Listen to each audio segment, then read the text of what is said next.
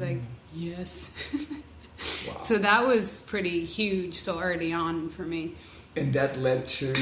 So that was kind of like really random, because it was just like a recording. I wasn't touring with them. I had no like... I was playing in Irish wedding bands at the time, so I came over, did that. That was like super cloud nine moment for me. And then I came back to Ireland and I was working in wedding bands, corporate bands. Yeah, all those Irish wedding bands, they can be pretty heavy. Yeah, right, we did. Wild, yeah. That's where like I learned a lot of my trade, because you had to learn a lot of cover songs, you know, and do the whole corporate thing. And it was, I was earning a living off music for the first time. People were like, wow, people are paying me money to play bass. That's how I grew up, playing all different types of songs. You know, basically the top 40 list. Exactly. Of the late 60s and 70s. Oh yeah, I think it's really essential to do at some point.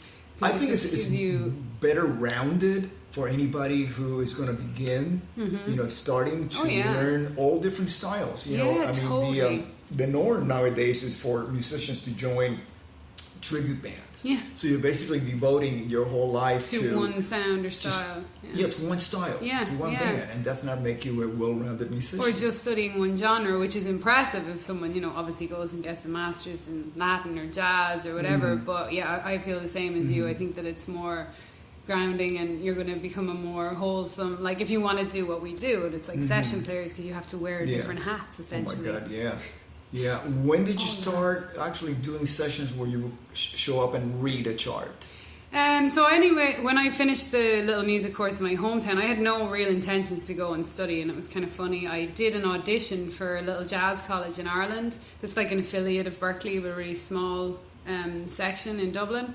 And I did the guitar teacher in the course. He was encouraging me to do the audition just for experience. Because I was like, the people that came to this college were like playing jazz since they were tiny. So I show up for the audition, and I had wrote a piece that was kind of this montage of like metal, jazzy, funk stuff. It was really weird. It was like Jacko, and then I put some Metallica in, and then some Primus. I wish I could remember it.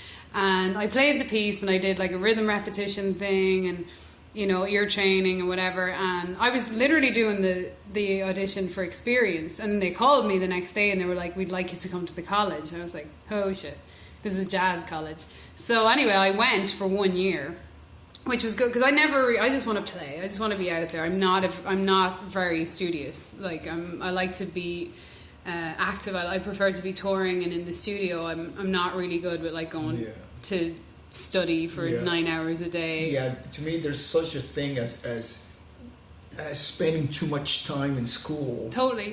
Because you know, you could go for 4 years to a music school, and any particular gig is going to be demanding from you 30% of what you have learned in school at a time. You might do 3 different gigs that each one demands a different 30%. No, it's so true. You know, it's like, for example, I used to read back in college. I took, you know, sight reading, music theater, and all of that. And at the same time, I was working in the clubs in Miami Beach and Fort Lauderdale. I never applied any sight reading to any of the gigs. It was basically, you were given here's a set list, which is basically the same what everybody was top playing. 40, the top 40, a lot of R&B. You know, this is pre-disco. When disco came in, it was like, forget it. It was all about disco. But pre-disco, it was top 40, which was anything from Johnny Cash. I love it.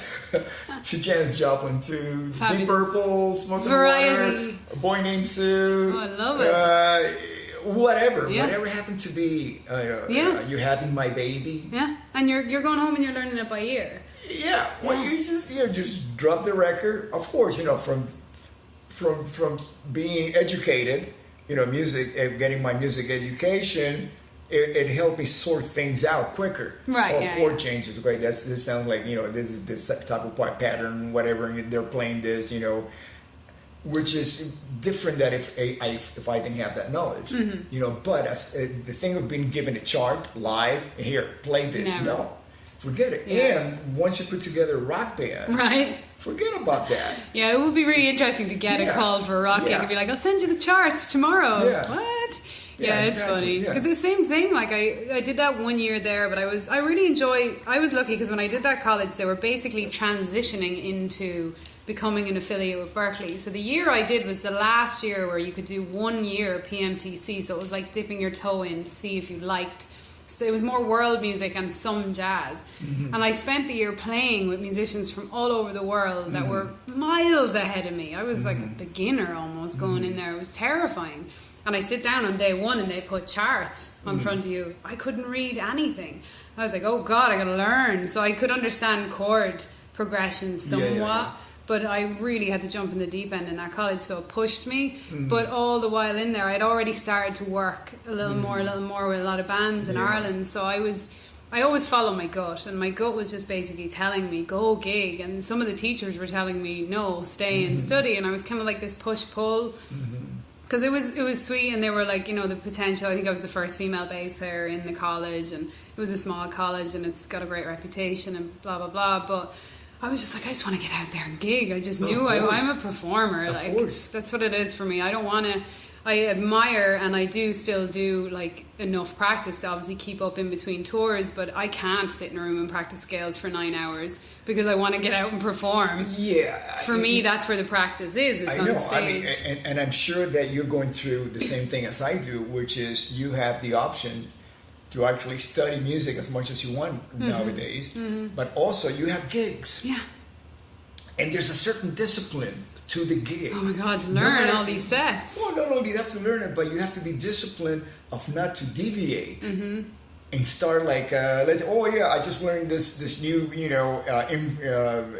superimposing a chord over a dominant. And if it comes into your playing with the band. No, because it's not going to sound right. Rock band, what are you doing over there? What are you playing? Why are you playing a tritone there? Yeah, exactly. It's like, no. So, so I go through it because I spent my day going to YouTube. I have certain websites that I go to. Right. And I'm learning all this theory. Actually, it's pretty much like relearning it because now it's more applicable than before. Ears were kind of like a little bit conservative back in the 60s and 70s. I think progressive, fusion opened the ears up, but not everybody was into fusion. But I think there has been modern music is so much more open now that if you can hear more all the notes than just being diatonic. Starting to come in. We went through the 80s. Right. Everything I played was just freaking diatonic. Right. And that's why it was completely destroyed when grunge came in. Because grunge, there was a lot of tension in the music, a lot of alteration onto the chords. And that's what created that tension. Which was a total relief on being completely diatonic. Yeah. It's a new sound for you. And in the 80s, And so I am in a classic rock band. I mean, really classic. It's the Guess Who. Right. And the music that we do is anything from Shaking All Over, which was the first hit they had in 1965. Awesome. Before I could speak English. I love it. And then after that, they had they have about 17 hits. These Eyes, American Woman, and stuff like that. And my commitment to being in the band is to celebrate the legacy, not reinvent it, not to apply anything else but what it's supposed to be. Yes, you play for the song. Play for the song. Yeah, exactly. And it brings me a lot of joy because a lot of times, this is music that I grew up playing back in high school and, college and stuff like that. And it brings, I'm on stage and I look at the drummer who's the original drummer. Oh, wow. Awesome. And what's going through his head, because I've had this conversation with him, is he's thinking, I recorded the song. Right. And how he came up with the parts, and he'll kind of explain to you the origin of all the beats and the approach and how it was recorded and the drums that he used and everything, right? Mine is, I remember my crazy girlfriend during this time. The song, this song on the radio. It's triggering a memory. It's triggering memories. Yeah, it's like music is like little time capsules. Oh, totally. And especially when you're playing like covers, bands like that, and it's so important because it's something you see all the time.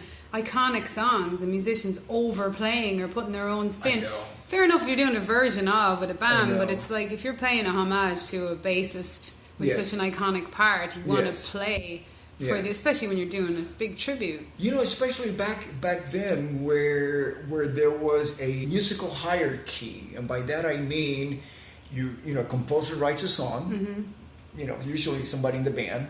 They bring it to the A&R guy at the record company and says, "Yes, you can have the song on the record." Mm-hmm. And then they bring in the producer, and the producer get with the producer, and the producer says, "Well, you're gonna play it this way." That's the way it was pretty much done. Right. You know, back then. You know, Mm-hmm. and so it's been filtered. Yeah. Every single part has been filtered, a good filter, because obviously it's a hit. Right. And then the audience connects with it, and that's the ultimate filter. Exactly. Memory. If you start playing it or singing it very different from what they're used to listening to on the radio, Yeah. that's not what they came for. No, that's not what the Yeah. audience came for. So Yeah.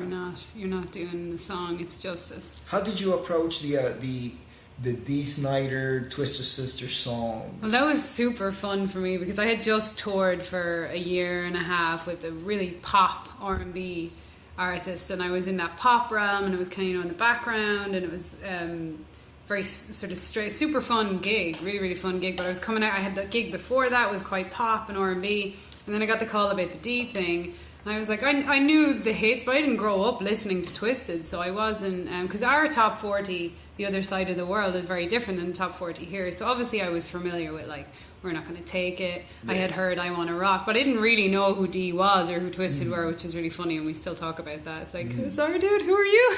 You're rocking. So when I started listening to the tracks, for starters, it was like, I mean, at the core of it, I love rock and heavy music. Like, it's definitely my basis where I started. So I just listened to them so much, and I was like, okay, I'm coming out of this pop gig now. I need to get like my tone back, a bit more gritty. And the this face. is like rock. That was a super funny thing. Metal I'm like, bass face, I'm like so happy on stage. Dee used to always slag me about that. It's like, you're the happiest metaler I've ever seen. I'm like, I can't help it. I love smiling. So we have like 2 pictures where we're angrily looking at each other, which is fun. But it was fun to like listen back.